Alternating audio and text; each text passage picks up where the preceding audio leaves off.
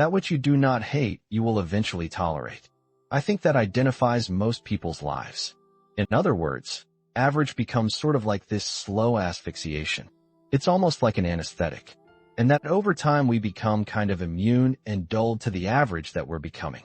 You're going to get out of your life what you'll accept.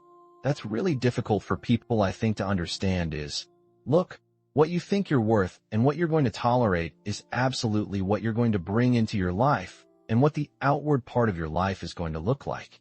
And so I live by that. Like I let myself sort of feel the pain and the difficulty of being not where I want to be in whatever that area is. Whether it be my spirituality, my relationships, my money. I let myself feel that pain because, as you know, there's two motivators, right? There's the gaining of pleasure, right? Wanting to go get something, chasing the dream. But then there's the avoidance of pain. And for a lot of champions, that's a pretty big driving force for them. And so, at least for me, I leverage both of those things on me to get myself to take action. And I think anytime you meet somebody like yourself or myself who might now appear self-confident, it's because I really had to find tools and resources because I was so insecure and shy and introverted, so I had to find techniques and resources to build that up in me and for me. It's very simple. It's the promises that I keep to myself. If I have a habit over and over beginning to stack one on top of the other of keeping promises I make to me, not other people, most people don't give themselves enough credit all the time. They're very aware of these 20 things and not aware of the 80, right? And that's why the dosage is so important too. You've nailed it. It should be 80 to 20, right? Because people get addicted to this. I'm not good at this. People don't like this about me. I don't feel good. Instead of focusing on the 80 and stacking it up, wow, I did eat what I said I was going to today. I did get up when I said I was going to. I made the amount of phone calls. I treated people in such a way I promised myself. It's not just doing those things. It's rewarding it. It's being aware of it and stacking that up. The minute you begin to get external in your life, worrying about what other people think about you, right? You've lost all control and it never fills you up. And people's admiration, people's gratitude towards you will never fill you up. It's your own. It's your own inside. And so for me, self-confidence comes from keeping the promises I make to myself. And the other part of it is being aware I'm doing it. There's this thing people think that like, I'll be happy when. Once I get like this big, amazing home, or once I get this car, or once I get this relationship, or an amount of money, then I allow myself some happiness. The problem is the finish line always moves. You never arrive there, right? The other part is people think, well, if I enjoy myself now, I'm going to lose my drive. In other words, if I can just wire myself with enough pain all the time, I won't lose my drive or ambition. The truth is there's no correlation between the two at all. There's no relationship between you feeling complete pain all the time and losing drive. And so I talk about living in a state of blissful dissatisfaction. And really the best example of that would be like if you've ever, I love a good meal, right? If I bite into a great piece of steak, if you're a steak eater like I am, you take that first bite. It's like complete bliss, right? There's no correlation between how great that tasted and your lack of desire for the next bite. In fact, that bliss causes you to want more of it. And so the more we can be into a reward ourselves with bliss, we're not going to lose our dissatisfaction. We're not going to lose that. And so for me, our brains, there's dopamine hit you get when you do something successful. If you constantly cheat yourself out of that hit, right, biomechanically in your body, less and less in the future where you want to achieve the next level, the next dream, the next step. And that's why so many people stall out in life. They got to a certain point and they cheated themselves out of the bliss, out of the celebration. It's important that we celebrate our wins. We celebrate our lives because it causes us to want the next bite.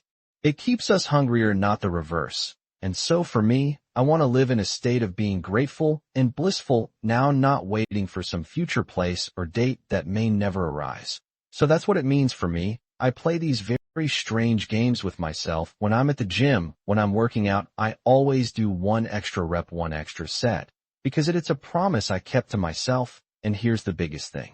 It's a pattern. It's a pattern. I keep of me. I always do a little extra. I always go the extra inch. And the quickest and easiest place to do it is the gym, because I can always grab one more weight, one more set. And here's what it does. It shifts your identity. So identity is the governor on our lives. It's the invisible force that no one understands. And once they do understand and get a hold of it, their life can change. So not only if you don't get a hold of this, will these outward conditions of your life keep being exactly the same, but you could behave differently. You could do all the work. You could be thinking great thoughts. But you're going to get out of your life, you're going to be the most powerful force in the world, I think, is to be consistent with the concepts, ideas, and worth that you hold for yourself. You will get that out of your life, but you will tolerate. Okay, the deeper part of that is identity. And so identity is very much like a thermostat sitting on a wall, right? This is important. Once that temperature is set at a certain degree, everything in the world externally can hit it, and you will find a way to get that temperature. So even in this house, let's say it's set at 80 degrees. If we opened up all the doors in cold air, just the worst things in life, the blizzard of life came in, the thermostat will kick the heater on, and it will regulate this room back to 80 degrees. The reverse is also true. It's a super hot day. Great things are happening in your life. It's getting hotter and hotter and hotter. If you're at 80 degrees, that internal thermostat will find a way over a window of time to cool your life right back down to 80 degrees again. So the secret key is to be able to shift that identity. 90, 100, 120. So some of the ways, strategies to do that are very simple. One is let's just say financially, you're a 200-degreer and I'm an 80-degree. If I'm in your proximity over and over and over and over again, you will heat my identity up somewhere in between mine and yours to 150 degrees. Same in fitness, same in everything. The more you can layer in multiple people, the stronger and stronger that force is. So that changes our thermostat through association. It's a huge, huge, huge, huge thing. People say you are who the 5 people you hang around. This is why they adjust your thermostat. That's number 1. Second way you can change your identity is through doing short bursts of something in a window of time you've not done them before, and they change the thermostat temperature permanently, almost like a water line in the pool. So if it's a certain in the gym, certain amount in the gym, or a certain amount of phone calls in your business, or certain amount of appointments, you make a certain amount of money. Oftentimes you're never the same again. You've seen this. When your own net worth, I've seen it in mine. There became a point where I made a leap in a short window. I was never really the same again. I could go back a little bit, but not back where I was before. So it's activity or successes, achievements in short bursts of time. And then obviously our self-confidence impacts identity too. And we've kind of covered that. Those are 3 quick ways. When you were starting out, you're broke, your wife's car got foreclosed on, your water was turned off at one point. I mean, it's like literally crazy. How do you begin to build that?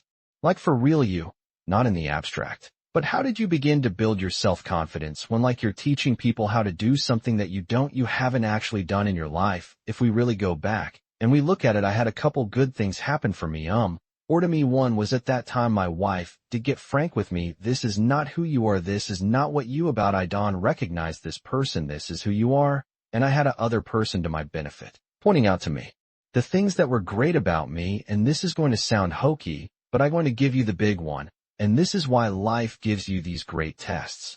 I had a really good friend of mine. I went to lunch, and he said, I don't know who this guy is here in front of me. And he goes, let me ask you a question, honestly. Right now, what are you grateful for?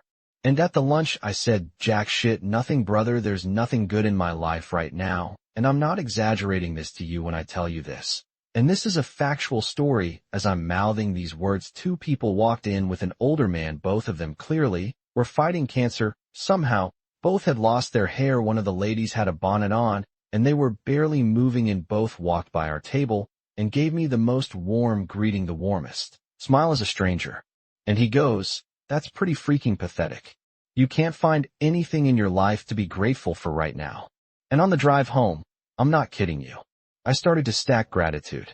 I started to take inventory, because if you can find things to be grateful for in that space, man, is your life going to be rich when there really are external things to be grateful for?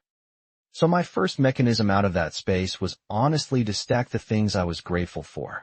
And I started reinforcing it over and over and over again.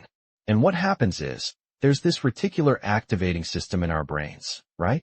And all of a sudden, because that's the messaging I was giving myself, all of a sudden, all these things start to come into my awareness that I'm grateful for. I start to magnetize to myself some people that I needed to find into my life. And that was the next layer.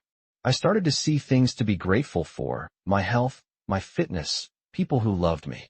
And what it did is it changed my state. When I stacked gratitude, I changed what I did in the morning, and I changed what I did in the evening, and so somehow by grabbing control of my morning, and by grabbing control of my evening, I got some measure of control over the middle of my day. I was an out-of-control person back in those days, meaning this: I woke up worried, stressed, fearful, and I immediately start thinking about a bill. I had to pay something that was wrong, and I'm in a state of reaction to begin I'm talking within 6 minutes of waking up, 6 seconds. Most people listening to this, that's what they do. I said, I got to grab control of my morning, and I set up routines in my morning. Maybe they served me, maybe they didn't, but they were things I could deliver on doing for myself. And so not only did that give me control over the day, but I started to stack my self-confidence too. Thank you.